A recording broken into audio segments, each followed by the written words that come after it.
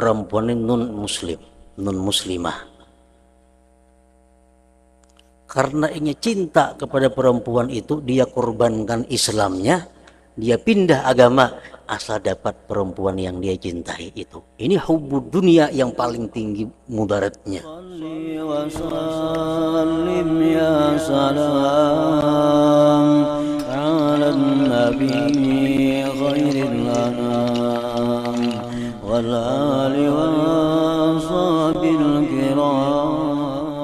Bismillahirrahmanirrahim. Alhamdulillahirabbil alamin.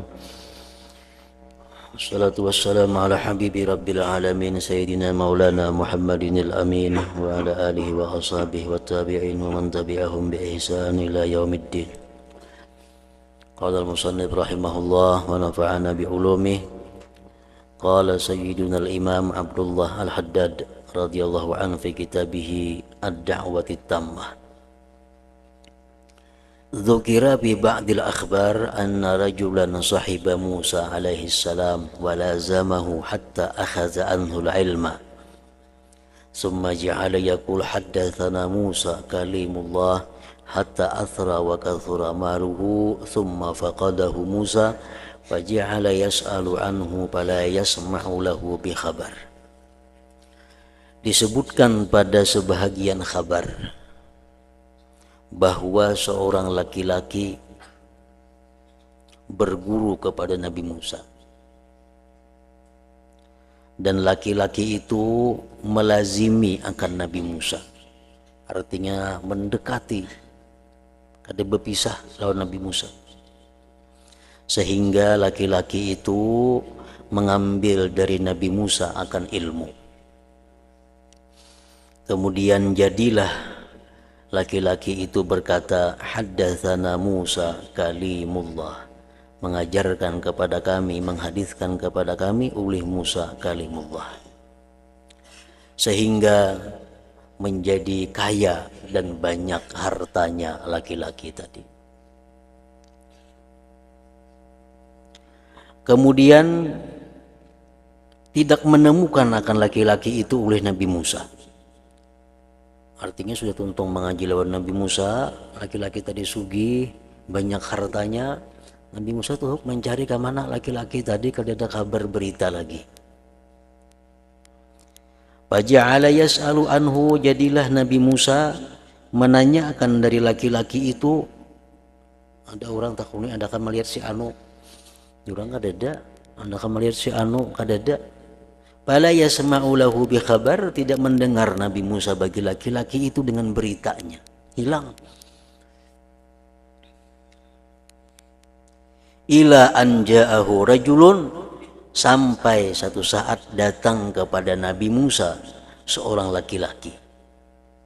Wa fi yadihi khinzir, di tangan laki-laki itu ada seekor babi.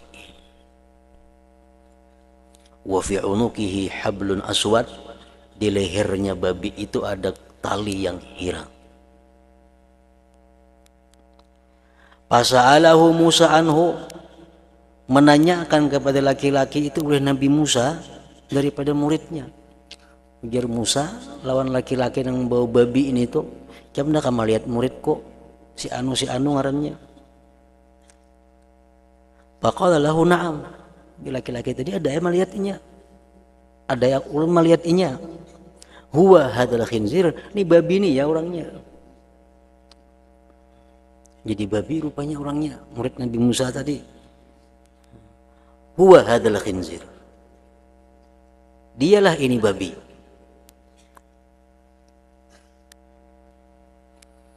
Fasa'ala Musa rabbahu ayyu'idahu ila suratih liyas'alahu amma asabah.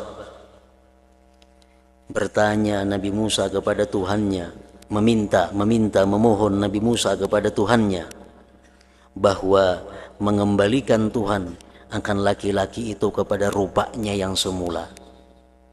Liyas'alahu, agar dia bisa bertanya kepada muridnya itu amma asabahu, dari sesuatu apa yang menimpa dia. Ya Nabi Musa, wahai Tuhan, ya Allah, boleh akan pang babi ini nah, kayak asalnya manusia. Muridku nyaman ulun betakun, kenapa yang sampai jadi babi? Fa'auhallah ilaihi, Allah berwahyu kepada Nabi Musa, lau sa'altani bima sa'alani bihi Adam faman ba'dahu lam uidhu ila suratih.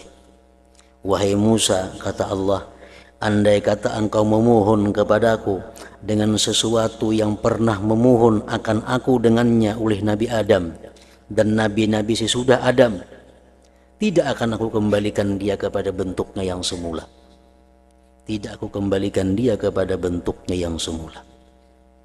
Walakinni ukhbiruka anhu, tetapinya aku, jar Tuhan, akan mengabarkan kepada engkau wahai Musa, anhu, dari laki-laki itu. Lima sana'tu bihi hakadha, kenapa aku lakukan dengan laki-laki itu seperti ini. Li'annahu, karena murid ikam itu wahai Musa, kana yatlubud dunya biddin, karena dia itu mencari dunia dengan menjual agama. Dia punya ilmu, murid Nabi Musa. Ilmu yang ada pada dirinya itu digunakannya untuk memperbanyak harta. Ilmu yang ada itu digunakannya untuk menumpuk kekayaan. Nah, termasuk ngarannya orang yang menjual agamanya demi mendapatkan dunianya.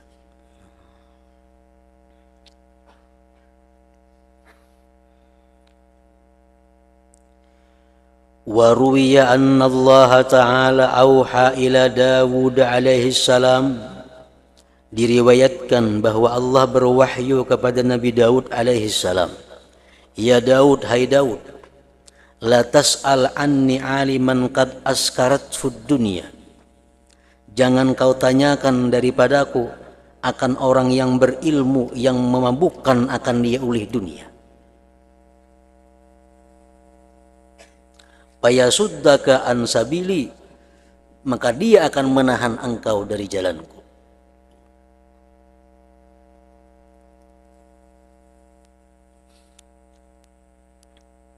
Artinya, ujar Tuhan, wahai Nabi Daud, ikam jangan hendak betakun, jangan hendak belajar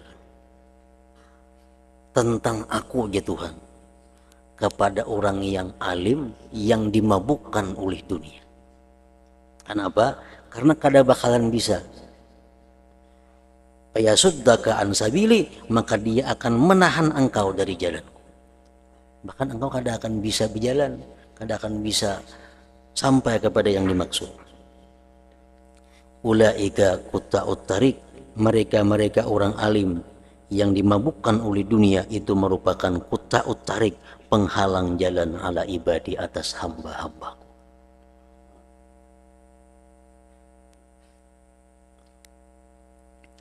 Wa qala Malik ibn Dinar rahimahullah, qara'tu bi ba'dil kutub anna Allah azza wa jalla yaqul inna ahwana ma ana sani'un bil alim idza ahabba dunya, bahwa seinting-inting sesuatu yang aku perbuat dengan orang alim, idza ahabba dunya, bila dia mencintai dunia, an ukhrija halawata munajati min qalbi, bahwa aku keluarkan manisnya munajat kepadaku di dalam hatinya.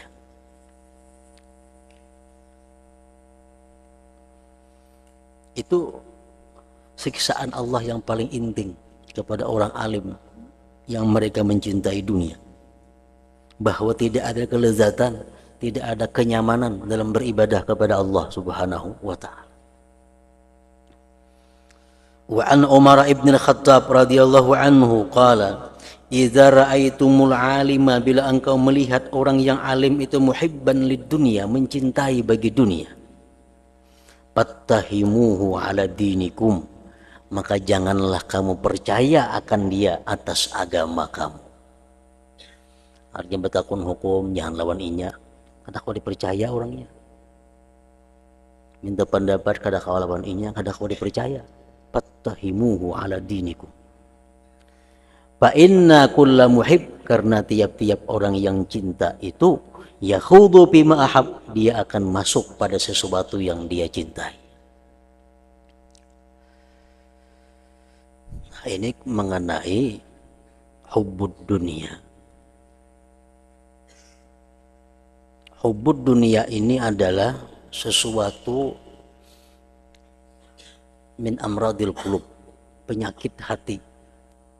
Karena hub itu cinta. Cinta itu anaknya di dalam hati. Hubud dunia, mencintai dunia, berarti letaknya itu di dalam hati seseorang. Ada beberapa macam tingkatan tentang hubud dunia. Dari tingkatan yang paling dicela sampai tingkatan yang tidak dicela. Dunia, duit dunia.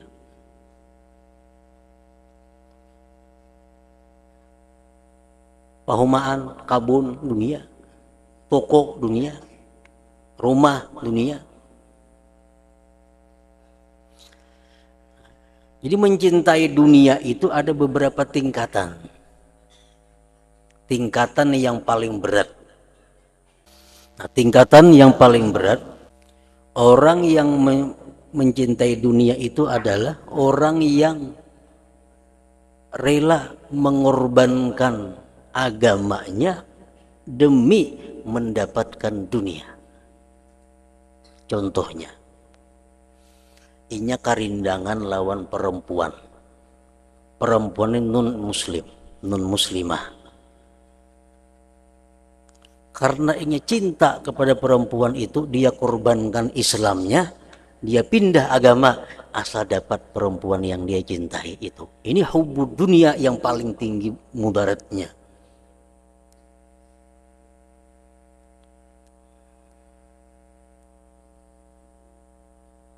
Contohnya lagi hubud dunia. Orang rela mengorbankan agamanya untuk mempertahankan harta bendanya. Jangan sampai berkurang. Contohnya macam Sa'labah, sahabat Rasulullah. Mantan sahabat ini. Mantan sahabat Rasulullah Sa'labah. Sa'labah ini punya harta, orang miskin dulunya, fakir, sangat fakir. Akhirnya dia kaya, sampai mempunyai kambing ternak. Andai kata masuk kota Madinah, kedemuat kota Madinah menampung kambingnya Sa'labah itu. Banyakan bisi kambing. Akhirnya dia pindah dari satu bukit ke bukit yang lain, daripada gunung ke gunung, untuk menampung kebanyakan kambingnya. Turun zakat, perintah zakat Allah, setiap 40 satu kambing sampai 100 ekor kambing satu kambing, 200 ekor kambing 2 kambing zakatnya. Ini puluhan ribu besi kambing, berapa zakatnya? Nah, lalu Sa'labah keberatan dengan banyaknya zakat yang dikeluarkan. Wah, ini bukan zakat lagi, ini perampokannya Sa'labah ngarannya. Nah, dia menghina Allah. Sa'labah kadang mengakui lagi tentang kewajiban zakat. Akhirnya dia dicoret daripada sahabat Rasulullah. Dia sudah meninggalkan Islam karena mempertahankan kekayaannya. Nah, ini hubud dunia yang paling berat.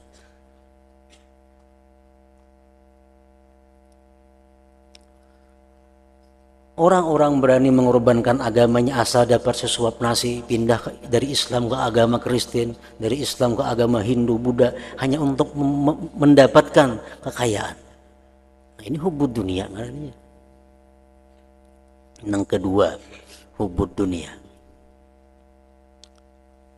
Yang kedua hubud dunia adalah orang yang berani meninggalkan yang diwajibkan, dipardukan Allah atasnya, berani memperbuat yang dilarang Allah atasnya demi untuk mendapatkan dunia. Ini hubud dunia yang berat, tapi lebih berat yang tadi. Contohnya,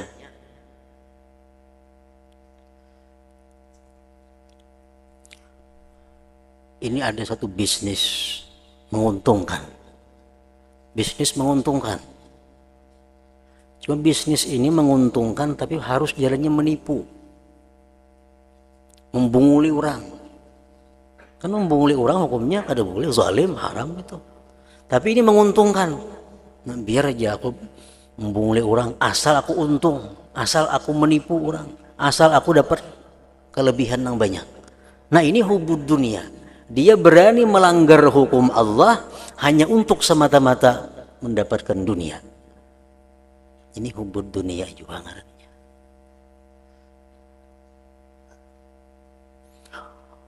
Hakun kada bisa sembahyangan, raya sembahyang, asalkan jangan hilang pekerjaan. Nah ini hubud dunia nomor 2.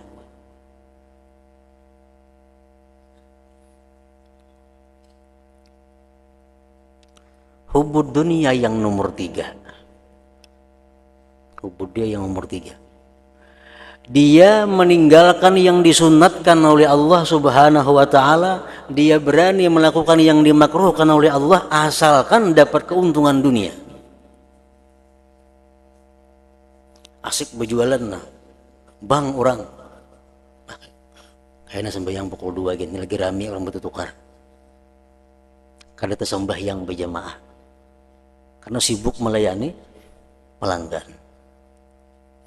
Ini termasuk hubud dunia juga ngarannya. Kenapa? Karena dia meninggalkan yang dianjurkan Allah, yang dihimbau Allah dia tinggalkan hanya untuk mendapatkan dunia. Nah ini hubud dunia juga ngarannya. Tapi hubud dunia yang nomor 3. Ada lagi hubud dunia lagi yang nomor 4.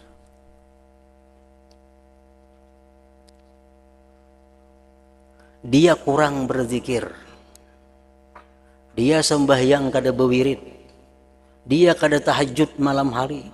Kenapa? Karena keuyuhan mencari dunia.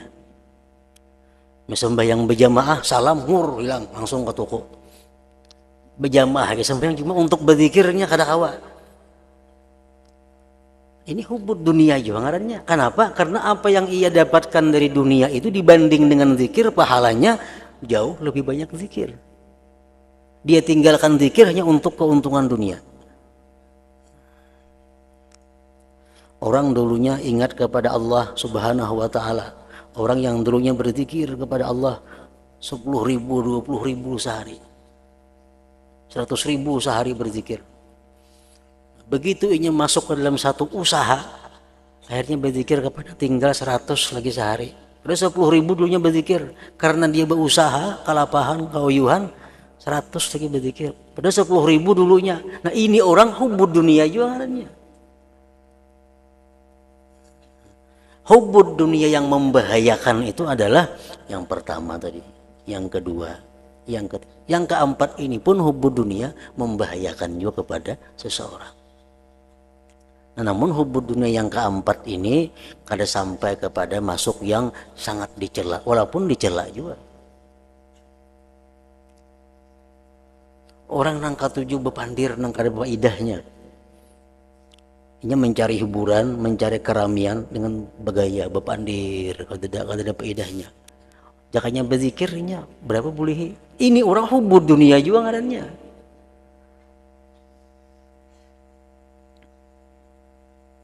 Nah jadi hubud dunia itu adalah sesuatu tadi andaknya yang di dalam hati dan nampak keluar. Ciri-cirinya ya seperti tadi, tanda-tandanya. Ada orang hubud dunia yang rela meninggalkan Islam demi dunia. Ada yang berani memperbuat yang haram demi dunia. Ada yang berani meninggalkan sunat muakkad karena dunia. Ada yang berani meninggalkan sunat biasa karena dunia.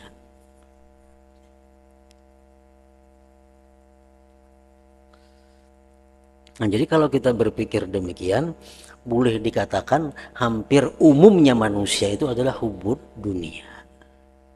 Umumnya hubud dunia. Kenapa? Andai kata dia hubul akhirah, maka 24 jam waktunya digunakannya untuk akhirat. Sangat sulit mencari manusia yang seperti itu.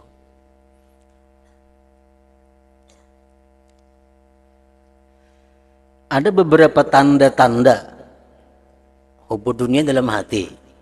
Hubud dunia dalam hati.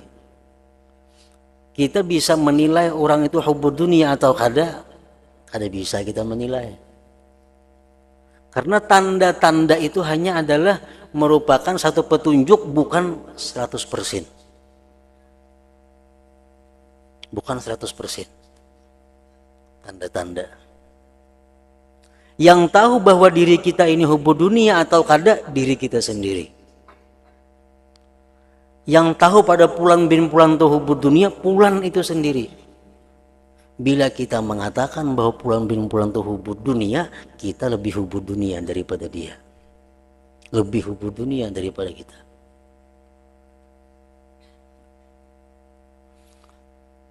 Para ulama sufi mengatakan bahwa hubud dunia ini bisa masuk kepada orang kaya atau orang yang sangat fakir miskin. Orangnya kaya luar biasa, tapi dalam hatinya kada ada hubud dunia. Itu bisa terjadi. Ada orang miskin, rumah gubuk, compang-camping, tapi dalam hatinya besar hubud dunia.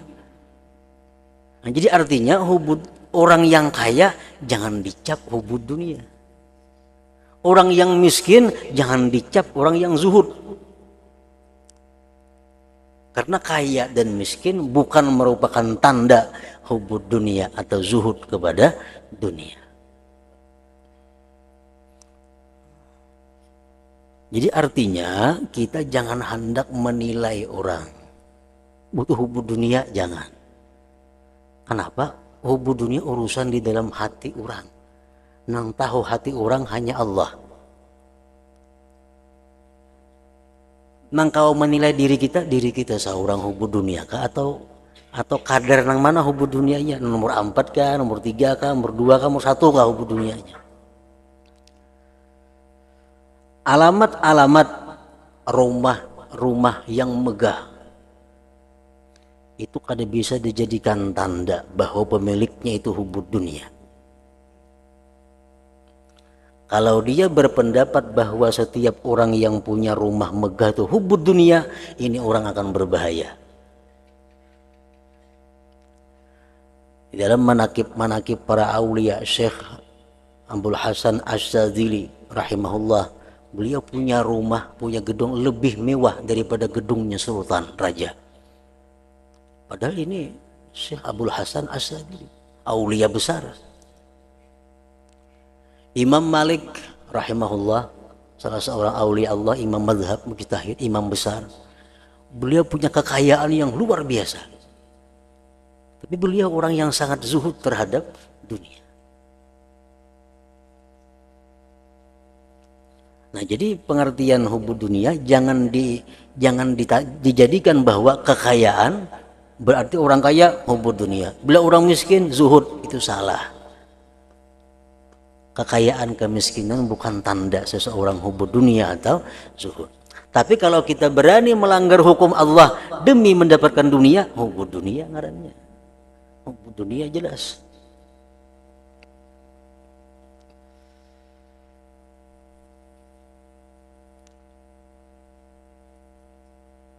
Nabi Sulaiman, nabi yang paling kaya.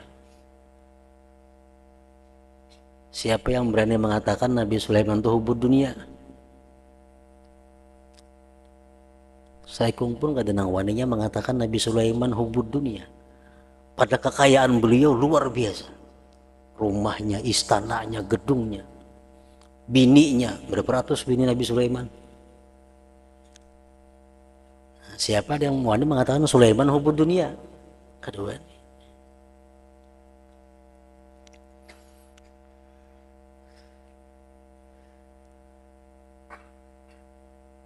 Jadi perkara hubud dunia itu hanya kita yang tahu tentang diri kita. Tingkatan mana hubud dunianya. Wa dzukira anna an-nawawisa syakat ilallah min natanijiya fil kufar. Faqila laha inna butuna ulama isu asyaddu mimma antum bihi. Disebutkan bahwa himar keledai mengadu kepada Allah daripada busuknya bangkai orang-orang kafir. Dikatakan kepada himar-himar itu bahwa perut daripada ulama-ulama yang busuk itu lebih jahat, lebih sangat daripada keadaan yang adalah kamu pada keadaan itu. Wa fi ba'dil akhbar, disebutkan dalam sebagian kabar, annan nasa yanzilu bihim nazilah, manusia datang dengan mereka satu musibah, bencana, turun dengan mereka bencana. Fayabza'un ila ulamaihim, mereka pergi kepada ulama-ulama mereka. Fayajidunahum qad musikhu qiradatan wa khanazira, ternyata mereka temui ulama-ulama mereka sudah dirubah bentuknya menjadi kera dan babi. Yang satu kampung dapat musibah bala, bukahan kepada tuan guru. Dinaiki tuan guru pada hulu sudah jadi babi lawan jadi kera. Qala ba'dul muhaqqiqin, berkata sebagian ulama muhaqqiqin, al-murad yang dimaksudnya itu adalah mashu suwarihimul batinah, dirubahnya rupa batin mereka menjadi rupanya babi, kera. Waqad musikhat min zaman, dan sungguh telah dirubah dari masa yang telah lama. Wa hukiya an ba'di ulama Bani Israil annahu jama'a sab'ina sundukan minal ilm, dihikayatkan dari sebagian ulama Bani Israel bahwa dia menghimpunkan 70 peti daripada ilmu. 70 peti daripada ilmu. Fa'auhallahu ila nabi dzalika zaman, Allah wahyukan kepada nabi pada itu masa, an qul lil alim, katakan bagi orang alim itu, la tanfa'uka hadhil ulum, tidak berguna akan engkau ini ilmu yang 70 peti. Wa in jama'ata mislaha, sekalipun engkau himpunkan seperumpama itu ilmu, adha'afan mudha'afah, berganda-ganda, walaupun 140 peti, kada ada gunanya. Madumta muttasifan bi thalasi khisal, selama engkau bersifat dengan 3 perkara. Pertama, hubbid dunia. Hubbid dunia. Yang kedua, wa musa'adatin nafsi wasyaitan ala matahwa, menolong, membantu nafsu dan syaitan atas keinginannya. Syaitan bergeritik dalam hati hendak itu tulusakan. Syaitan bergeritik hendak ini berbuat maksiat digawi. Yang ketiga, wa idzayati muslim, dan menyakiti orang muslim, menyakiti hati atau menyakiti jasmani orang muslim. Selama 3 itu ada dalam dirinya, maka walaupun ilmu itu bergudang-gudang berisi ilmu, tidak akan bermanfaat kepadanya. Nah, hingga situ qala Isa alaihi salam, mathalu ulama isu kamathali sakhratin waqa'at ala famin nari. Hadratin Nabi sallallahu alaihi wasallam, al-Fatihah. Astagfirullahaladzim, shiratal mustaqim.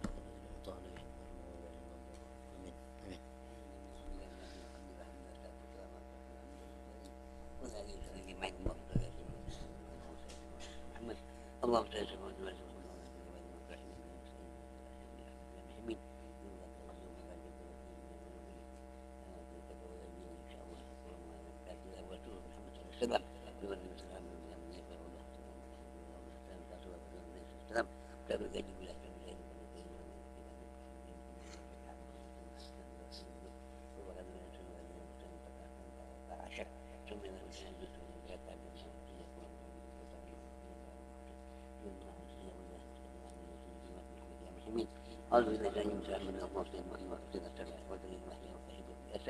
سيدنا ولا محمد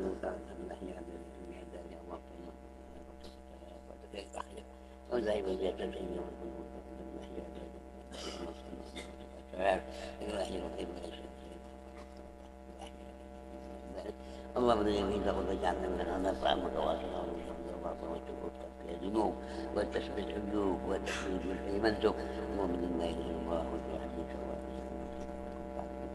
العظيم اللهم العظيم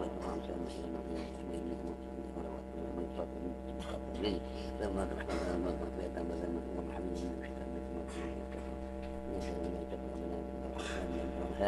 ربنا انك من المسلمين اللهم اغفر لنا محمد رسول محمد رحمة محمد رسول اللهم زد من محمد وعلى حسنة لحسنة من محمد